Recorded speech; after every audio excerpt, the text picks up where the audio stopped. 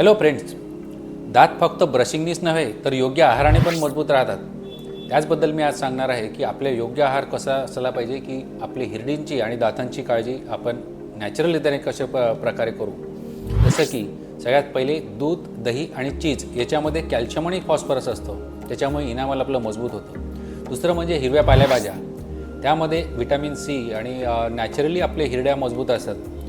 नंतर सफरचंद किंवा ॲपल, गाजर आणि काकडी याच्यामुळे नैसर्गिकरित्या हे दात क्लीन होतात आणि त्याचे कारण सलायवेशन वाढतं। नंतर चौथं म्हणजे ड्रायफ्रूट्समध्ये कॅल्शियम, फॉस्फरस, मिनरल्स असतात, त्यामुळे ते आपले कॅल्शियम वाढल्यामुळे इनामलची मजबूती वाढते।